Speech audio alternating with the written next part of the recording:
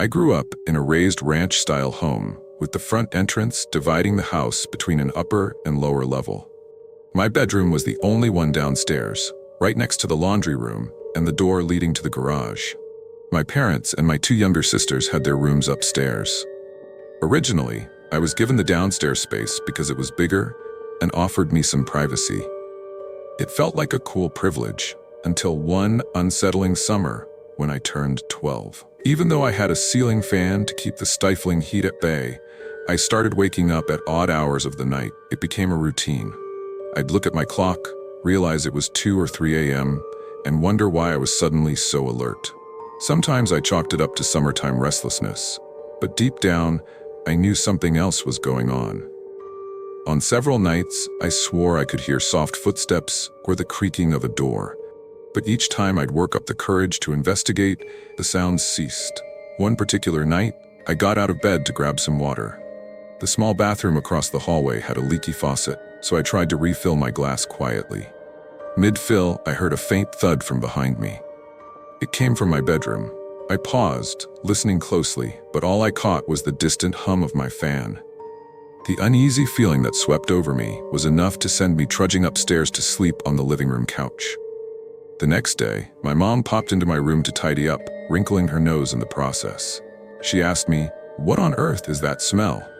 Since I didn't detect anything unusual, I shrugged it off.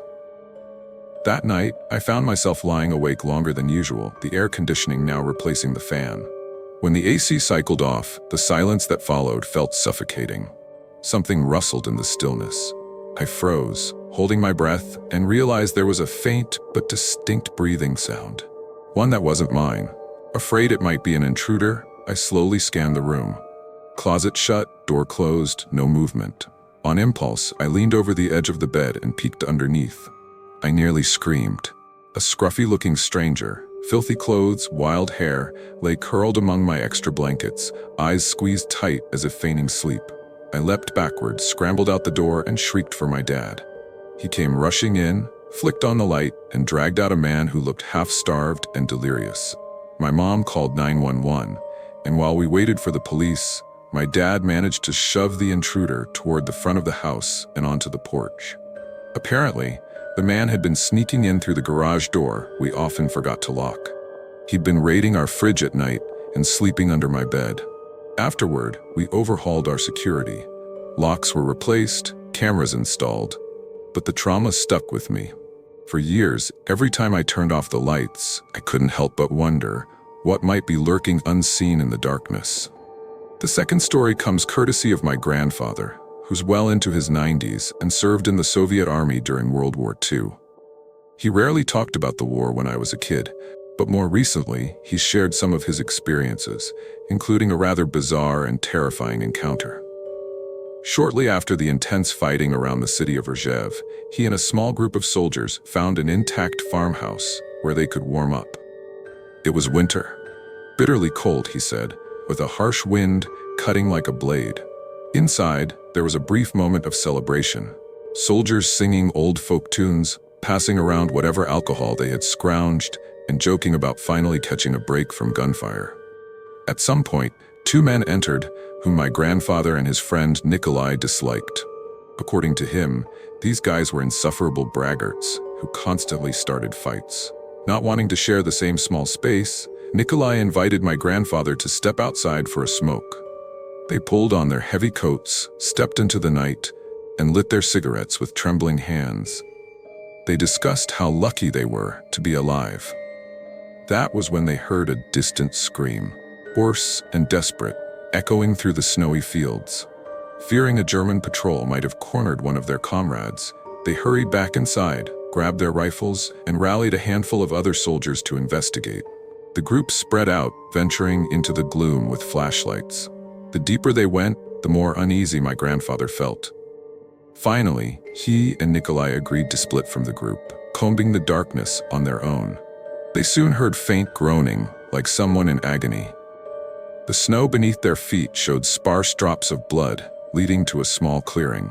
There, illuminated by their flashlight beams, lay 2 German soldiers. One was obviously dead, covered in horrendous injuries, torn limbs, shredded uniform, and an unidentifiable chemical stench clinging to the body. The second soldier sat propped against a nearby tree, whimpering in terror.